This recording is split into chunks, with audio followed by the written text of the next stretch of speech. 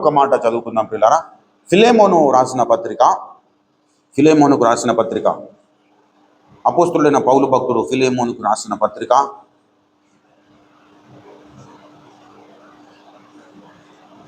11వ వచనము. అతడు మునుపు నీకు నిష్ప్రయోజనమైన వాడే గాని ఇప్పుడు నీకును నాకును ప్రయోజనకరమైన వాడాయును. చదవబడిన ఈ యొక్క పరిశుద్ధ లేఖన భాగము ద్వారా దేవుడే మాట్లాడి తన చిత్తమును మన బ్రతుకులో నెరవేర్చునుగాక. ఆమేన్. హల్లెలూయా. ప్రభునందు ప్రియమైన దేవుని బిడ్డలారా, చదవబడిన ఈ యొక్క పరిశుద్ధ లేఖన భాగములో మనము గమనించి చూసినట్లయితే అపోస్తులైన పౌలు భక్తుడు ఫిలేమోనుకు ఈ పత్రిక రాస్తా ఉన్నాడు. ఫిలేమోనుకు రాస్తూ ఒనేసిము అనే ఒక భక్తుని గురించి సాక్ష్యం ఇస్తా ఉన్నాడు. అతడు మునుపు నిష్ప్రయోజనమైన వాడే. నీకు నిష్ప్రయోజనమైన వాడే కానీ ఇప్పుడు నీకును నాకును ప్రయోజనకరమైన వాడాయను అన్నాడు. ఒకప్పుడు నిష్ప్రయోజనమైన స్థితిలో ఉన్నాడు, ఇప్పుడు ప్రయోజనకరిగా మారిపోయాడు. పౌలు చెరసాలలో వేయబడ్డాడు. అదే చెరసాలలోనికి ఒనేసిము మరి ఈ ఫిలేమోను దగ్గర పనిచేస్తూ ఏదో దొంగతనం చేయడమో, ఏదో ఫిలేమోనుకు ఆయాసం కలిగించే, దుఃఖము కలిగించే, బాధ కలిగించే ఒక కార్యము జరిగించాడు. ఎన్నోసార్లు ఆయనను దండించాడు, ఎన్నోసార్లు బుద్ధి చెప్పాడు, కానీ వినలేడు. అరే వీడు వింటలేడని చెప్పేసి ఇంకా వీడు ప్రయోజనకారి ఏమాత్రం కాడు, వీడు నిష్ప్రయోజనమైన వాడు అనుకున్నాడు. తన దగ్గర పనిచేస్తున్న ఒక వ్యక్తిని వీడు నిష్ప్రయోజనమైన వాడని గ్రహించి వీడు పలుమార్లు ఈ విధంగా ఎన్నిసార్లు చెప్పినా కానీ అలానే నడుచుకుంటున్నాడు. కాబట్టి వీని వలన ప్రయోజనం నాకేం లేదు, వీని వలన నేను నష్టం పోతున్నాం కానీ లాభపడేది ఏం లేదనుకున్నాడు. అనుకొని ఎన్నిసార్లు గద్దించినా వినలేడు. వినని కారణాన్ని బట్టి ఇతను ఏం చేసినాడు, మరి జైలుకు పంపించేశాడు. ఆ జైల్లో అపోస్తులైన పౌలు భక్తుడు శిక్షను అనుభవిస్తూ ఉన్నాడు. యూదుల కుట్ర వలన అనుభవిస్తున్న తరుణంలో అపోస్తులైన పౌలు భక్తుడు దేవునికి ప్రియుడు, దేవుని వాక్యంను గురించి ఎంతో చింత కలిగిన వాడు, దేవుని సువార్త వ్యాపకత్వము కొరకు చింత కలిగిన వాడు, సంఘములన్నిటిని గురించిన చింత నాకు గలదు అంటాడు. అనేక శ్రమలు అనుభవిస్తూ ఉన్నాడు. కానీ సంఘములకు సువార్తను ప్రకటించాలి, అనేక మందిని రక్షణలోనికి నడిపించాలి. యేసుక్రీస్తు వారు ప్రభువారు పౌలన్నకు అప్పగించిన పరిచర్యను జరిగించడానికి నేను శ్రమ నొందినా నాకు పర్వాలేదు అనుకున్నాడు. తనకు ఏవేవి లాభకరమో అవన్నిటిని నష్టపరుచుకున్నాడు. తన ఎదుట ఉంచబడిన పరుగు పందెములు ఓపికతో పరిగెడతా ఉన్నాడు, గురి వద్దకు పరిగెడతా ఉన్నాడు. దేవుడు తనకు అప్పగించిన పరిచర్యను జరిగించడానికి అహర్నిశలు పాటుపడుతూ సమస్తం తనకున్న కొదువలన్నింటిని పక్కన పెట్టేసి తనకు జీవాధారము కంటే ఎక్కువగా సువార్త పరిచర్యను ఎంచుకొని ప్రయాసపడుతున్న తరుణంలో ఈ లోకం అతన్ని జైల్లో పెట్టేసింది. జైల్లో పెట్టిన తరుణంలో జైల్లోకి వెళ్ళాడు. జైల్లోకి వెళ్ళిన తర్వాత బయట ఉన్నంతసేపు సువార్తను ప్రకటించాడు. జైల్లోకి వెళ్ళిన తర్వాత కూడా సువార్తను ప్రకటించడం మానలేదు ప్రియులారా. అక్కడికి వచ్చిన ఖైదీలతో ప్రార్థనలు చేస్తూ ఉన్నాడు, వారి కొరకు ప్రార్థన చేస్తున్నాడు, వారందరికీ సువార్తను ప్రకటిస్తూ ఉన్నాడు. అక్కడ ప్రకటింపబడుతుండగా ఈ ఒనేసిము ఒనేసిము అక్కడ రక్షణను పొందుకున్నాడు, సువార్తను విన్నాడు, నమ్మాడు, బాప్తిస్మం పొందుకున్నాడు. బాప్తిస్మం పొంది ఒకప్పుడు ప్రయోజనకరమైన స్థితిలో ఉంటున్నటువంటి దొంగగా ఉన్నటువంటి ఈ ఒనేసిము ఇప్పుడు మారు మనస్సు పొందాడు. తనలో ఉంటున్న ఆ పాత మనస్సు పోయింది, క్రొత్త మనస్సు వచ్చేసింది. ఒకప్పుడు ఏదైతే చేయాలని లాభం కొరకు ఏదైతే చేయాలనుకున్నాడో ఇప్పుడు దేవునికి ప్రియునిగా నేను ఏమేమి చేయాలనో ఇష్టపడతా ఉన్నాడు. ఏవేవి పౌలనలో చూశాడో ఆ పౌలన లక్షణాలు నాలో ఉండాలని ఇష్టపడ్డాడు. అందుకే అతడు ఇక ముందు దాసుడు అని పిలువబడక దాసుని కంటే మరి ఎక్కువ వాడుగా పిలువబడతాడు అన్నాడు. 15వ వచనంలో చూసినట్లయితే అతడు ఇక మీద దాసుడుగా ఉండక దాసుడు కంటే ఎక్కువగాను ప్రియ సహోదరుడుగాను విశేషముగా నాకును శరీర విషయము ప్రభు విషయము మరి విశేషముగా నీకును ప్రియ సహోదరుడుగాను నీ వద్ద ఎల్లప్పుడు ఉండుటకే కాబోలు అతడు కొద్ది కాలము నిన్ను ఎడబాసి ఉండెను. కాబట్టి నీవు నన్ను నీతో పాలివానిగా ఎంచిన ఎడల నన్ను చేర్చుకున్నట్టు అతన్ని చేర్చుకొనుము అన్నాడు. పౌలు భక్తుడు తనను గురించి సాక్ష్యం ఇస్తా ఉన్నాడు. నేను నీతో పాలివాన్ని అనుకుంటున్నావు కదా ఫిలేమోను, నన్ను ఏ విధంగానైతే పాలివానుగా నువ్వు అనుకుంటావో, ఇక్కడ నుండి ఒనేసిము నీకు దాసుడు కాదు, దాసుని కంటే ఎక్కువ అయిన వాడు, సహోదరుడు అని చెబుతా ఉన్నాడు. అంతకుముందు నిష్ప్రయోజనమైన స్థితిలో జీవనాన్ని సాగించాడు. అంతకుముందు రక్షణకు ముందు లోకము నడుచుకున్న రీతిగా నడుచుకున్నాడు. లోకము ఆలోచించిన విధంగా ఆలోచించాడు. లోకము దేని కొరకు ప్రయాసపడుతుందో దాని కొరకు ప్రయాసపడ్డాడు. ఇతరులు నష్టపోయినా పర్వాలేదు, నేను మాత్రము బాగుంటే సరిపోతుందని స్వార్థంగా ఆలోచించాడు. ఎప్పుడైతే పౌలన్న పరిచయం అయ్యాడో అతని జీవితము మారిపోయింది ప్రియులారా. అతడు నీకును నాకును ప్రయోజనకరమైన వాడాయను.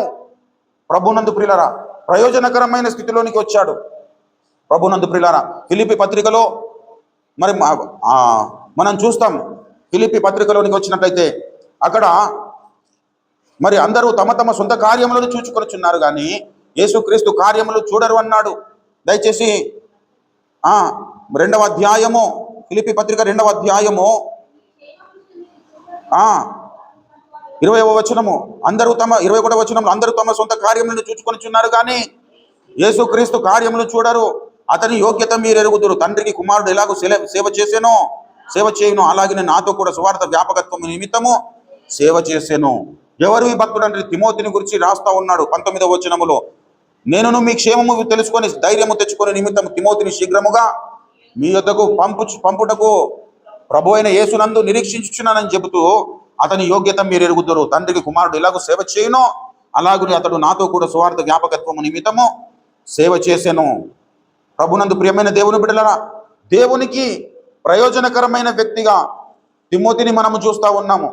తిమోతికి రాసిన 2వ పత్రికలోనికి మనం వచ్చినట్లయితే అక్కడ కూడా అపోస్తులైన పౌలు భక్తుడు మార్కును గూర్చి సాక్ష్యం ఇస్తూ ఈ మాటలు చెబుతాడు. దయచేసి 4వ అధ్యాయము 11వ వచనంలో చూసినట్లయితే, లూకా మాత్రమే నా యొద్ద ఉన్నాడు, మార్కును వెంట పెట్టుకుని రమ్ము, అతడు పరిచారము నిమిత్తము నాకు ప్రయోజనకరమైన వాడు. తిమోతి ప్రయోజనకరమైన వాడు, ఒనేసిము ప్రయోజనకరమైన వాడు, మార్కు ప్రయోజనకరమైన వాడు. పిల్లరా, మనము ప్రయోజనకరమైన స్థితిలోనికి మార్చబడాలి. అంటే నిష్ప్రయోజనమైన స్థితిలో మనం ఉండడానికి వీల్లేదు. నిష్ప్రయోజనమైన స్థితిలో మనం జీవనాన్ని సాగించడానికి వీల్లేదు. నిష్ప్రయోజనమైన వాటికి మనం తిరగడానికి వీల్లేదు. నిష్ప్రయోజనమైన ఆలోచనలు మనం ఆలోచించద్దు. నిష్ప్రయోజనమైన నడతలు మనం నడవవద్దు. నిష్ప్రయోజనమైన పనులు మనము చేయొద్దు. మనం చేస్తున్నా, మనం ఆలోచిస్తున్నా, మనం చూస్తున్నా, మనం ఏ చేసినా కానీ ప్రయోజనకరమైన స్థితిలో ఉండాలి. దేవునికి ప్రయోజనకరమైన స్థితిలో ఉండాలి. దైవ జనునికి ప్రయోజనకరమైన స్థితిలో మన జీవితాలు ఉండాలి. దేవునికి ప్రియమైన స్థితిలో ఉండాలి. దైవ జనునికి ప్రియమైన స్థితిలో ఉండాలి. ప్రయోజనకరమైన స్థితిలో మనము ఉండడానికి దేవుడు చీకటిలో నుండి ఆశ్చర్యకరమైన వెలుగులోనికి మనల్ని పిలిచాడు. ఒకప్పుడు మనము ప్రయోజనకరమైన స్థితిలో లేము, చీకటిలో ఉన్నాము. అప్పుడు దేవుని దృష్టికి మనం ఎలా ఉన్నాం? చచ్చిన స్థితిలో ఉన్నాం, శత్రువులముగా ఉన్నాము, దేవుడు లేని పరజనులముగా ఉన్నాము. అదేవిధంగా దేవుని ఉగ్రత పాత్రులముగా మనం జీవనాన్ని సాగిస్తున్నాం. అటువంటి స్థితిలో ఉంటున్నటువంటి మనకు దేవుడు ఉచితముగా తన రక్షణనిచ్చాడు. రక్షణనిచ్చిన దేవునికి మనము నిరంతరము కృతజ్ఞతమై ఉండాలంటే మనము ప్రయోజనకరమైన స్థితిలోనికి మార్చబడాలి. దేవుడు వాడుకునే పాత్రగా మనము మార్చబడాలి. దేవుడు ఇష్టపడే ప్రియ పిల్లలముగా మనము మార్చబడాలి. క్రీస్తు యేసునకు కలిగిన మనస్సు మనలోనికి రావాలి. పిల్లల, క్రీస్తు మనసు మనలోనికి రాకపోతే మనము నిష్ప్రయోజనమైన స్థితిలో ఉన్నవారమే. దేవునికి కలిగినటువంటి మనస్సు మనలోనికి ఎప్పుడు వస్తుంది అంటే దేవుడు ఆజ్ఞాపించిన ఆజ్ఞలను, కట్టడలను తూచా తప్పకుండా మనము పాటిస్తూ దేవుడు ఏ విధంగా రెస్పాండ్ అవుతాడు, ఏ విషయంలో దేవుడు ఏ విధంగా ఆలోచిస్తాడు, దేవుడు ఏ విధంగా క్షమిస్తాడు, దేవుడు ఏ విధంగా ప్రవర్తిస్తాడు, ఆ విధంగా మనము ప్రయోజనకరమైన స్థితిలో ఉన్నట్లుగా దేవుడు లెక్కిస్తాడు. ఇప్పుడు పౌలు ప్రయోజనకరమైన స్థితిలోనికి మార్చబడ్డాడు. మునుపు దూషకుడను, హింసకుడను, హానికరుడనైన నన్ను దేవుడు ఏమని చెప్పాడు? దయచేసి 1 తిమోతి పత్రిక 1వ అధ్యాయము 12-13 వచనాలు చూసినట్లయితే, పూర్వము దూషకుడను, హింసకుడను, హానికరుడనైన నన్ను తన పరిచర్యకు నియమించి నమ్మకమైన వానిగా ఎంచినందుకు దేవుని నామానికి స్తుతి కలుగును గాక. హల్లెలూయా. దేవుడు ఏ విధంగా ఎంచినట్టు పౌలు భక్తుని? నమ్మకమైన వాడుగా. ఒకప్పుడు ఎలా ఉన్నాడు? దూషకుడు. ఒకప్పుడు ఎలా ఉన్నాడు? హింసకుడు. ఒకప్పుడు ఎలా ఉన్నాడు? హానికరుడు.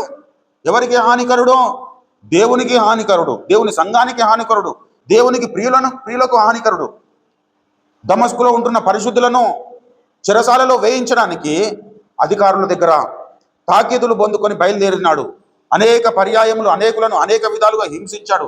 అనేకులకు చావులకు కారకుడుగా జీవించాడు. అనేకులను దండించాడు, శిక్షించాడు, హానికరుడుగా బ్రతికినాడు. కానీ ఇప్పుడు ఏం చేస్తున్నాడు? ఇప్పుడు ఏమని సాక్ష్యం ఇస్తున్నాడు? దేవుడు నా పరిచర్య నిమిత్తము నమ్మకమైన వాడుగా ఎంచాడు. హల్లెలూయా. మన ప్రభు అయిన క్రీస్తు చూడండి దయచేసి, నమ్మకమైన వాడిగా ఎంచినందుకు నన్ను బలపరిచిన మన ప్రభు అయిన క్రీస్తు యేసునకు కృతజ్ఞుడనై ఉన్నాను. తెలియక అవిశ్వాసము వలన చేస్తుంది కనుక కనికరింపబడి తిని అన్నాడు. హల్లెలూయా.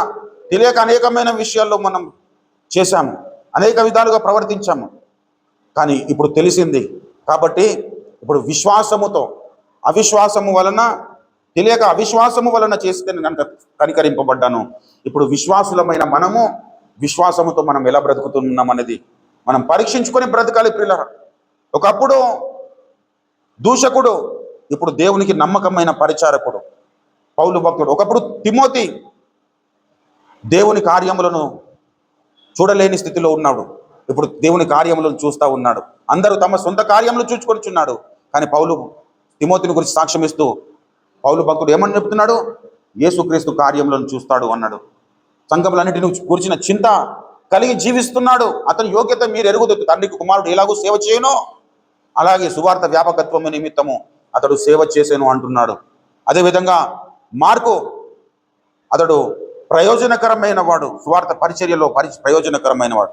ఒనేసిము మునుపు నిష్ప్రయోజనమైన వాడు, ఇప్పుడు ప్రయోజనకరమైన వాడు. ఫిలిప్పీ పత్రిక దయచేసి మరి స్త్రీలలో నుంచి కూడా మనం చూస్తాము. దయచేసి చూడండి 4వ అధ్యాయము, ఫిలిప్పీ పత్రిక 4వ అధ్యాయము 2వ వచనము చూడండి. ప్రభువునందు ఏక మనస్కులు గలవారై ఉండండి యువదియను సుంటకేను బతిమాలుకొనిచున్నాను. అవును, నిజమైన సహకారి ఆ స్త్రీలో క్లెమెంతుతోనూ నా ఇతర సహకారులతోనూ స్వార్థ పనిలో నాతో కూడా ప్రయాస పడినవారు. హల్లెలూయా. ఏం చేసినారట వీరు? సుంటకేను యువోది వీళ్ళు ఏం చేశారు? సువార్త పనిలో నాతో కూడా ప్రయాస పడినవారు. హల్లెలూయా. అంటే ప్రయోజనకరమైన స్థితిలో తమ జీవనాన్ని సాగించారు. ప్రభునందు ప్రియులారా, మునుపు మనము నిష్ప్రయోజనమైన స్థితిలో ఉన్నాము, ఇప్పుడు మనము ప్రయోజనమైన స్థితిలో ఉన్నాం. మునుపు మనము నిష్ప్రయోజనమైన స్థితిలో ఉన్నప్పుడు మనము దాసులముగా ఉన్నాము. ఇప్పుడు దాసుని కంటే ఎక్కువైన స్థితిలో మనము మన జీవనాన్ని సాగించాలి. యోహాను సువార్త 15వ అధ్యాయంలో మనం చూస్తాము. 15వ అధ్యాయం 15వ వచనములో చూసినట్లయితే, దాసుడు తన యజమానుడు చేయో దానిని ఎరగడు కనుక ఇప్పుడు మిమ్మల్ని దాసులని పిలవక స్నేహితులని పిలుచుచున్నాను. నేను నా తండ్రి వలన వినిన సంగతులన్నిటిని మీకు తెలియజేసి తిని మీరు నన్ను ఏర్పరచుకునలేదు.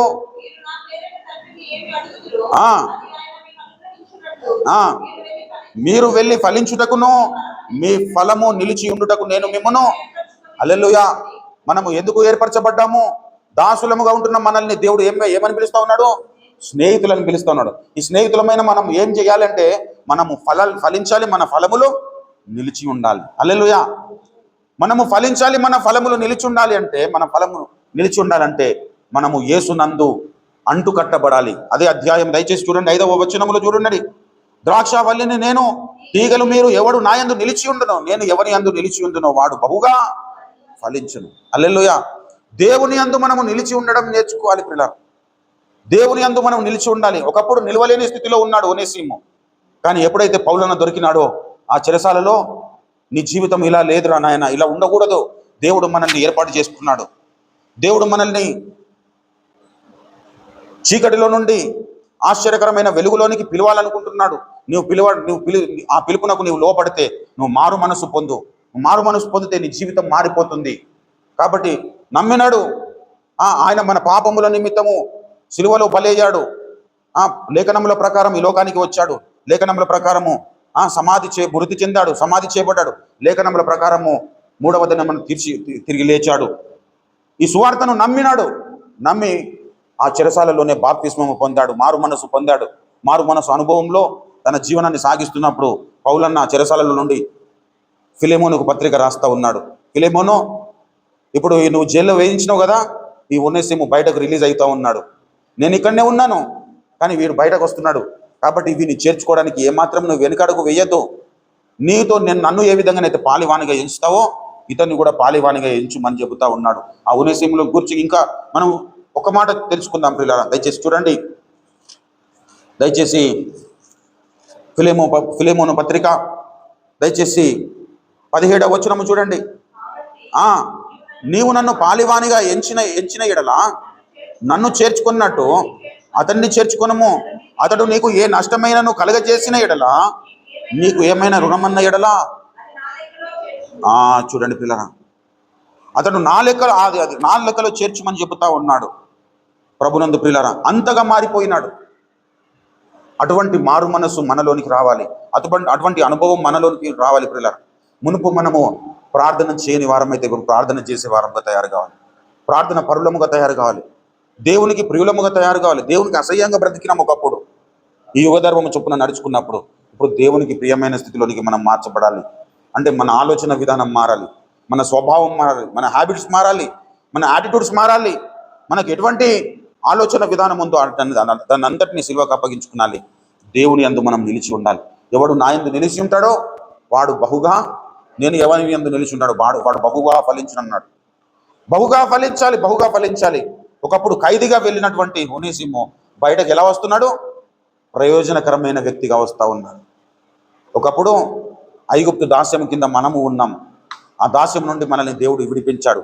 తన విశేషమైన కనికరము చొప్పున పునర్జన్మ మరలా దేవుడు మనల్ని బ్రతికించాడన్నాడు కదా. పేతురు రాసిన మొదటి పత్రికలో ఏం చెబుతాడు? మొదటి పేతురు పత్రిక దయచేసి మొదటి అధ్యాయము దయచేసి చూడండి, 3-4 వచనాలు. మన ప్రభువుకు యేసుక్రీస్తు తండ్రి అయిన దేవుడు స్తుతింపబడును గాక. మృతుల నుండి యేసుక్రీస్తు తిరిగి లేచడం వలన జీవముతో కూడిన నిరీక్షణ మనకు కలుగునట్లు, అనగా అక్షయమైనది, నిర్మలమైనది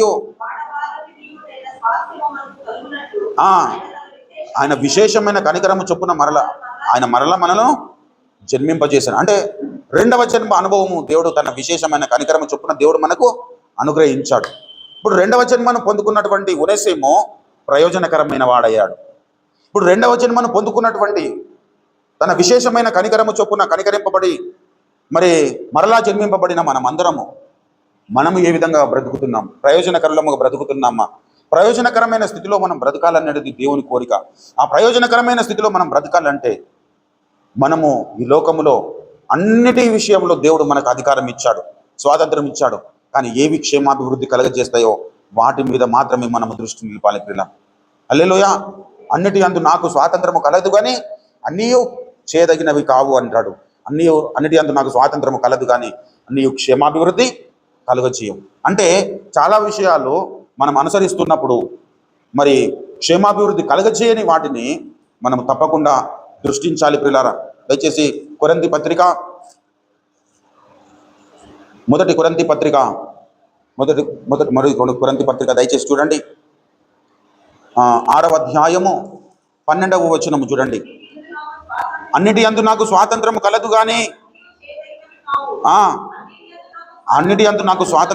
కానీ దేని చేత నేను లోపరచబడనొల్లను అంటున్నాడు. దేని చేత లోపరచబడనొల్లను? ఒక ప్రయోజనకరమైన వ్యక్తికి ఉండవలసిన లక్షణము నేను చెబుతా ఉన్నాను పిల్లారా. ఒక ప్రయోజనకరమైన వ్యక్తిగా నీవు మారాలంటే దేవుడు అన్నింటి విషయంలో రక్షణ పొందిన తర్వాత కూడా నేను బంధించి ఉంచలేడు. నేను ఏం చేస్తాడు? స్వతంత్రునిగానే చేస్తాడు పిల్లరా. అన్నిటి అందు నీకు స్వాతంత్రం ఇచ్చేస్తాడు. కానీ ఏది చేయాలనో ఏది చేయకూడదు నీకు ఇంగితం ఉండాలి, వివేచన ఉండాలి పిల్లరా. అన్నిటి అందు నాకు స్వాతంత్రము కలదు కానీ నేను దేని చేత అంటే అన్నీ ఏం చేస్తాయట? మంచివి చెడ్డవి మనల్ని లోపరుచుకునాలని చూస్తూ ఉంటాయి.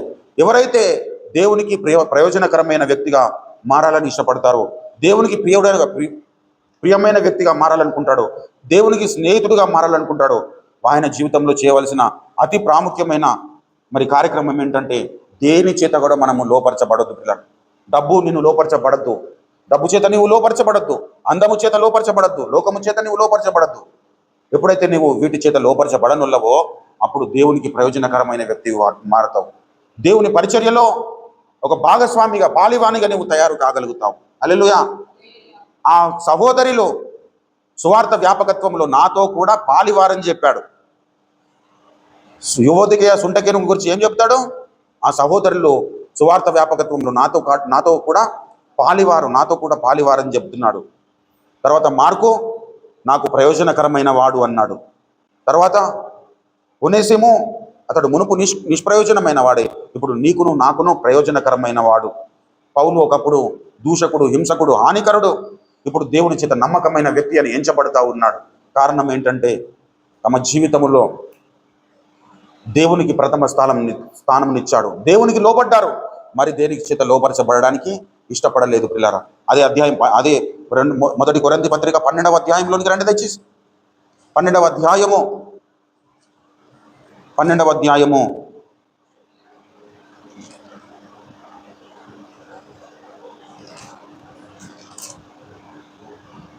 అన్నిటి యందు నాకు స్వాతంత్రము కలదు కానీ అన్నియు క్షేమాభివృద్ధి కలగజేయ. 10వ అధ్యాయం 23వ వచనం చూడండి. అన్ని విషయముల యందు నాకు స్వాతంత్రము కలదు కానీ అన్నియు చేయదగినవి కావు. అన్నిటి యందు నాకు స్వాతంత్రం కలదు కానీ అన్నియు క్షేమాభివృద్ధి కలగజేయవు. క్షేమాభివృద్ధి కలగజేయనివి అనేకం ఉన్నాయి పిల్లరా. ఈ లోకము స్నేహము, దేవునితో వైరము అన్నాడు.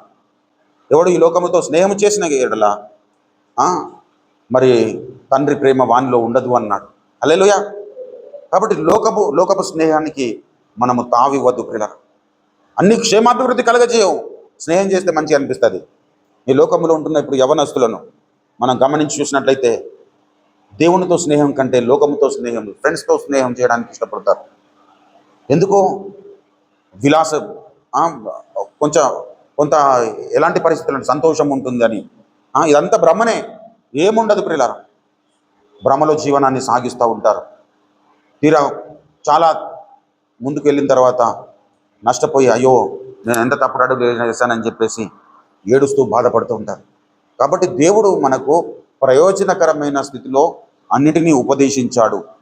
ప్రయోజనకరమైన దేది కూడా నేను దాచుకోలేదంటాడు పౌలన్న. అలా ప్రయోజనకరమైన విషయాలన్నింటినీ దేవుడు మనకు చెప్పినప్పుడు అరే ఇది తప్పు చెప్పిండేమో అని మనం అనుకోవడం మన మూర్ఖత్వం అవుతుంది. మనం ఏం చేయాలి? ఏదైతే క్షేమాభివృద్ధి కలుగజేస్తాయో వాటి మీద మనము లక్ష్యం ఉంచాలి. అప్పుడు నీ ఒక ప్రయోజనకరమైన వ్యక్తిగా తీర్చబడతావు. చెరసాల్లోకి వెళ్ళిన తర్వాత చాలామంది చాలా విషయాలు చెప్తాడు. పౌలన్న కూడా చెప్పాడు. అని ఒనేసిము అందరి విషయాలను పక్కన పెట్టాడు. క్షేమాభివృద్ధి ఏదైతే కలుగజేస్తుందో దాన్ని ఏర్పాటు చేసుకున్నాడు, ఎంచుకున్నాడు. తిమోతి అందరేమో తమ సొంత కార్యాలను చూస్తున్నాడు. అందరి విషయాన్ని పక్కన పెట్టాడు. యేసుక్రీస్తు కార్యాలను చూడడం మొదలుపెట్టాడు. అప్పుడు ఏమన్నాడు పౌలన్న? నా నిజ కుమారుడైన తిమోతిని గురించి. హల్లెలూయా. అతని యోగ్యత మీరు ఎరుగుదురు. తండ్రికి కుమారుడు ఎలాగూ సేవ చేయనో అతడు సువార్త వ్యాపకత్వము నిమిత్తము నాతో కూడా అలాగూ సేవ చేశానన్నాడు. అటువంటి సాక్ష్యము మనము కలిగి జీవించాలి అంటే ప్రతి తరములో ఒక అపోస్తలుడైన పౌలు భక్తులు లాంటి వ్యక్తులను దేవుడు ఏర్పాటు చేసుకుంటాడు. వాళ్ళను మనము వెంబడించాలి, వాళ్ళ విశ్వాసమును మనము వెంబడించాలి. వారు ఏ విధంగా నడుచుకుంటున్నారో వారి విశ్వాసమును, వారి నడుకను గమనించి చూస్తూ వారి అడుగుజాడల్లో మనం నడుచుకునాలి. మరి ఈ తరంలో మనకు దేవుడు అప్పగించినటువంటి మరి నమ్మకమైన రాయబారి దేవుని నోరు అపోస్తలుడు అద్దంకి రంజితోఫ్రే గారు. మరి ఆ అయ్యగారి అడుగుజాడల్లో మనం నడుచుకున్నప్పుడు మనము కూడా ప్రయోజనకరంగా తయారవుతాం. హల్లెలూయా. మనం ప్రయోజనకరమైన స్థితిలో మనం ఉండాలి అంటే ప్రయోజనకరమైన వ్యక్తిత్వం ఉంటే సరిపోదు పిల్లరా. ప్రయోజనకరమైన బోధలో మనం స్థిరపరచబడాలి, హితవాక్యములో మనం కట్టబడాలి. హల్లెలూయా. ప్రయోజనకరమైన ఆలోచనలు కలిగి ఉండి ప్రయోజనకరమైన క్రియలు చేయకపోతే వ్యర్థము. ప్రయోజనకరమైన క్రియలు చేస్తూ ప్రయోజనకరమైన వ్యక్తి అయి ఉన్న యేసునాథునికి చిత్త ప్రకారంగా నువ్వు ప్రయోజనకరమైన క్రియలు చేయకపోతే కూడా అది కూడా వ్యర్థమే పిల్ల. నాకు వేరుగా ఉండి మీరేమీ చేయనేరరు అన్నాడు. అంటే యేసులో ఉండి అన్ని చేయాలి, అప్పుడు అన్ని విషయంలో మనం ప్రయోజనకరం అవుతాం. ఈ లోకంలో కూడా చాలామంది చాలా దాన ధర్మాలు చేసే వాళ్ళు ఉన్నారు. ప్రయోజనకరులా? దేవుని దృష్టికి ప్రయోజనకరమైన స్థితిలో మనం మార్చబడాలి. లోకం దృష్టిలో ప్రయోజనకరంలో అనేకులు ఉన్నారు పిల్లరా. కానీ దేవుని దాసునికి ప్రయోజనకరమైన వ్యక్తులముగా మనము తీర్చబడ్డప్పుడు అప్పుడు మన యందు దేవుడు ఆనందిస్తాడు పిల్లలు. హల్లెలూయా. ఇప్పుడు రక్షణ పొందని స్థితిలో ఉంటున్న వారందరూ ఎలా ఉన్నారు? నిష్ప్రయోజనమైన స్థితిలో ఉన్నారు. రక్షణ పొందిన వాళ్ళలో కూడా అనేక మంది దేవునికి నిష్ప్రయోజనమైన స్థితిలోనే జీవనాన్ని సాగిస్తున్నారు. ఇప్పుడు మనము మాత్రము దేవునికి ప్రయోజనకరమైన స్థితిలో ఉండాలి అంటే అన్నిటి అందు దేవుడు స్వతంత్రం ఇచ్చాడు. కానీ అన్నీ క్షేమాభివృద్ధి కలగజేయవు. కాబట్టి క్షేమాభివృద్ధి ఏదైతే కలగజేస్తుందో వాటినే మనం అనుసరించాలి. ఒకటి. తర్వాత దేని చేత లోపరచబడనొల్లను అన్నాడు.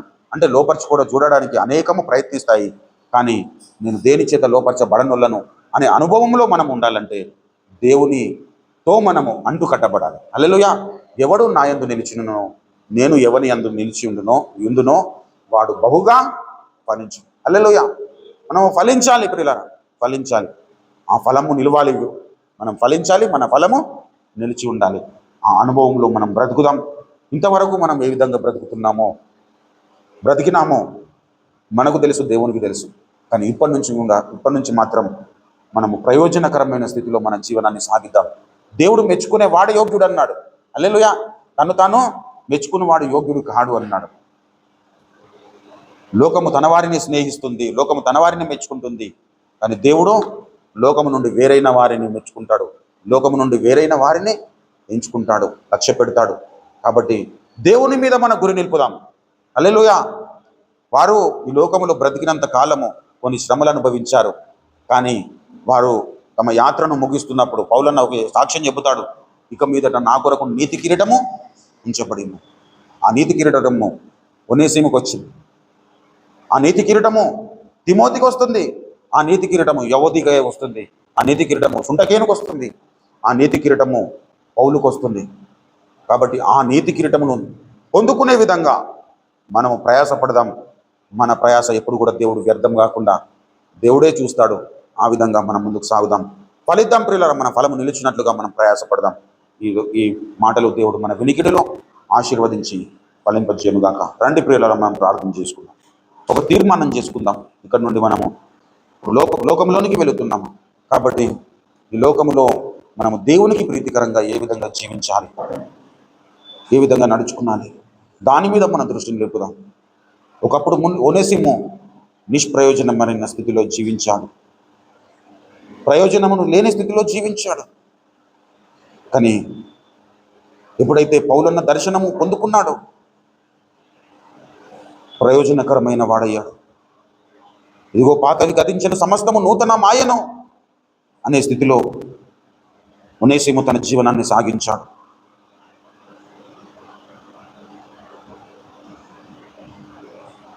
పౌలు భక్తుడు ఒనేసిమును గురించి సాక్ష్యం ఇచ్చినట్లుగా మన గురించి కూడా అటువంటి సాక్ష్యము పొందుకున్నట్లుగా, పొంది జీవించినట్లుగా మనం ఒక తీర్మానం చేసుకుందాం. క్షేమాభివృద్ధి కలగజేయని వాటి మీద నేను దృష్టి నిలుపకుండానట్లుగా మీరు నాకు సహాయం చేయండి ప్రభువా. క్షేమాభివృద్ధి కలగజేసే వాటి మీదనే నేను దృష్టి నిలుపునట్లుగా నాకు సహాయం చేయండి యేసయ్యా. నన్ను వాడుకొనండి. రక్షణ పొంది అనేక సంవత్సరాలు గడిచిపోతున్నాయి. పాలు తాగే స్థితిలో నుండి బలమైన ఆహారము భుజించి జీర్ణం చేసుకొని నీ కొరకై బ్రతికే జీవితమును నాకు అనుగ్రహించి, రక్షణ పొంది చాలా ఏళ్ళు అయిపోతున్నాయి. ప్రయోజనకరముగా మారదాం ప్రియులారా.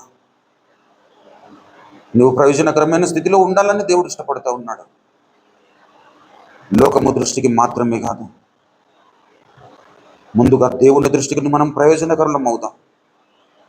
నువ్వు దేవుని దృష్టికి ప్రయోజనకరునివైతే గొర్రెల దొడ్లలో నుండి దావీదును మహారాజుగా చేశాడు. దావీదు ప్రయోజనకరమైన వాడు, సంఘానికి ప్రయోజనకరమైన వాడు, సమాజానికి ప్రయోజనకరమైన వాడు, దేవునికి మిక్కిలి ప్రయోజనకరమైన వాడుగా తయారయ్యాడు. అతన్ని గురించి సాక్ష్యం ఇస్తుంది లేఖనము. దేవుడు సాక్ష్యం ఇస్తున్నాడు. దావీదు నా ఉద్దేశములు సఫలీకృతం చేయవాడు, నా చిత్తం నెరవేర్చేవాడు అని దేవుడు సాక్ష్యం ఇచ్చాడు.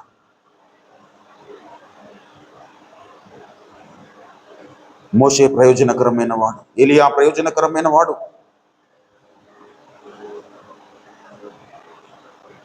మనము ప్రయోజనకరులంగా మారదాం పిల్లలు. ఎంతకాలం నిష్ప్రయోజనమైన స్థితిలో ఉందాం, ఎంతకాలము ఫలింపు లేని జీవితాలను బ్రతుకుదాం. మనము ఫలిద్దాం, మన ఫలము నిలిచి ఉండినట్లుగా మనం ప్రయాసపడదాం. దేవుని సహాయమును పొందుకుందాం. పరిశుద్ధాత్మ దేవ నా మీదకి దిగిరండి, నన్ను ప్రయోజనకరమైన వ్యక్తిగా మార్చండి, ప్రయోజనకరమైన స్థితిలోనికి నన్ను మార్చి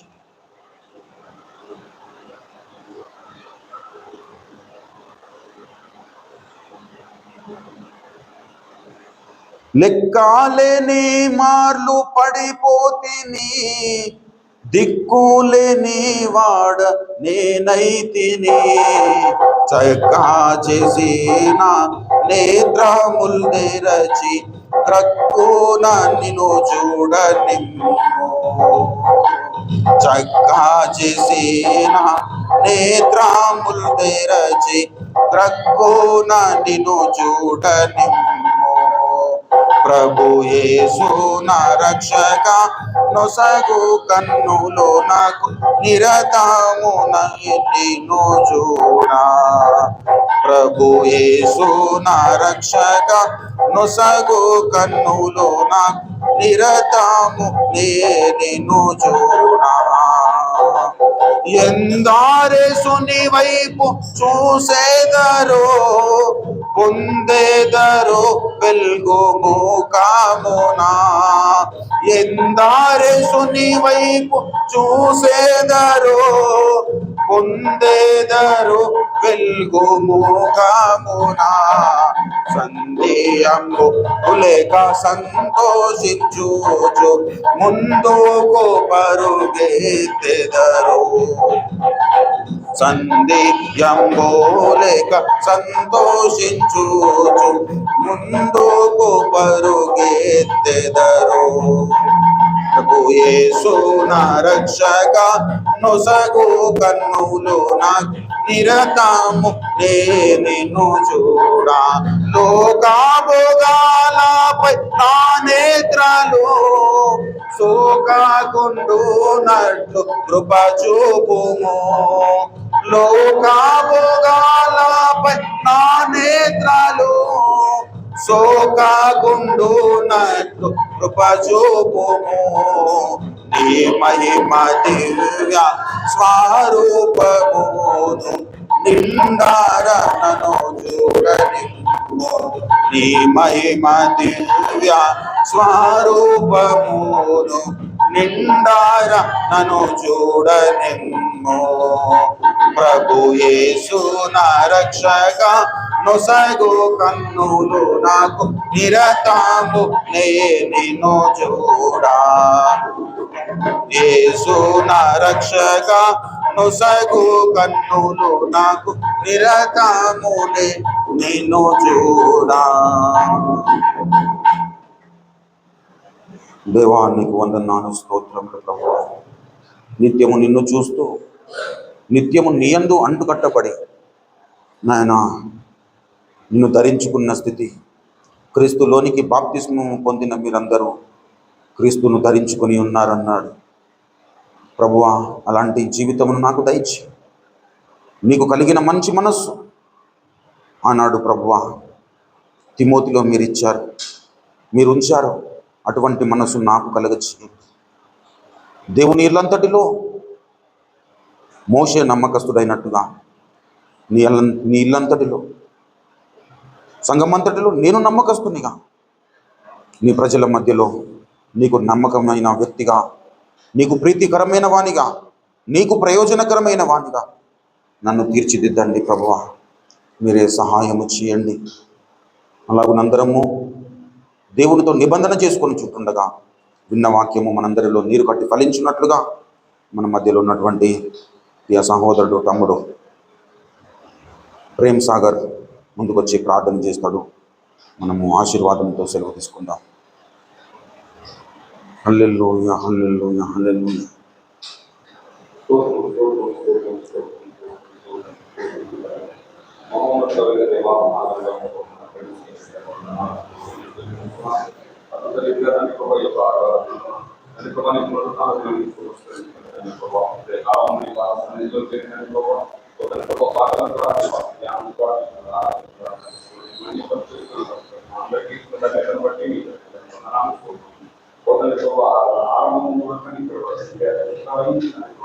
మాకు కావాల్సిన ఆత్మీయ ఆహారము బట్టి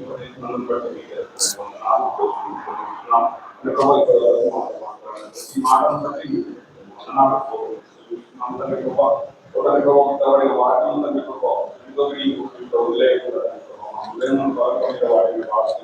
బయటికి వెళ్ళినప్పుడు ఒకరితో వాటిని అవలంబించే విధానం మాకు దయచేయమని ప్రార్థిస్తున్నాము. నిష్ప్రయోజకంగా ఉండిపోవచ్చు మా జీవితంలో దానికి ఈ వాక్యం ద్వారా మీరు మార్చివేసినారని దానికి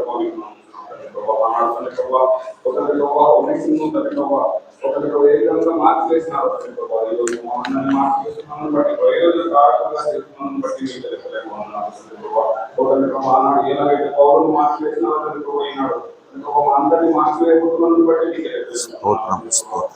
మీకు జీవితంలో జరిగిన కార్యక్రమం మా జీవితంలో జరిగించబోతున్నాను బట్టి మీకు మార్పు జీవితంలో జరిగిన కార్యక్రమం మా జీవితంలో జరిగించబోతున్నాను బట్టి హల్లెలూయా. స్తోత్రం స్తోత్రం.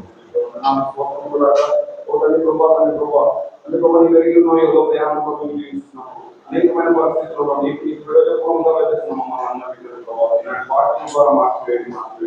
స్తోత్రం స్తోత్రం. అవును తండ్రి.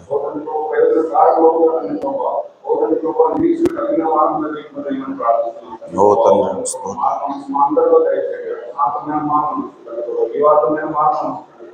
ప్రతి ఒక్కరు ప్రయత్నించండి భవించే వారం ప్రయోజన కార్యక్రమంగా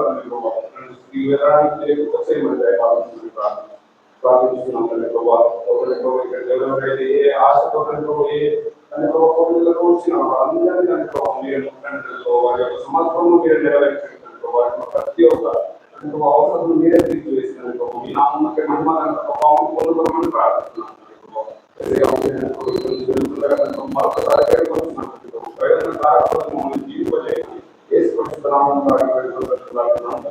ఆమేన్. మన తండ్రి అయిన దేవాది దేవుని శాశ్వత ప్రేమయు సర్వ జగద్రక్షకుడు మన ప్రాణనాథుడు ప్రాణ విమోచకుడైన యేసునాథుని అనంత కృపయు పరిశుద్ధాత్మ దేవుని దివ్యతోడి మనోహర సహవాసము సన్నిధి ఇప్పుడు ఎల్లప్పుడూ మనకును మనకు లేని పరిశుద్ధులకు అందరికీ ప్రత్యేకముగా మరి ఓనేసిము ఏ విధంగానైతే ప్రయోజనకరుడయ్యాడో అటువంటి ఆశ తృష్ణ కలిగి దేవుని సన్నిధానములు మొర్రపెట్టిన ప్రతి భక్తునికి భక్తురాలికి సదాకాలము తోడై ఉండి దేవునితో నమ్మకమైన సాన్నిహిత్యము దేవునితో నమ్మకమైన అన్యోన్యత అనుగ్రహించి అన్ని విధాలుగా ప్రయోజనకరమైన స్థితిలో మనల్ని వాడుకొని మహిమనందును కాక. ఆమేన్ ఆమేన్ ఆమేన్. యేసు రక్తమునకే జయం, ప్రభేసు రక్తమునకే జయం, ప్రభేసు నామమునకే సంపూర్ణ విజయం కలుగును గాక.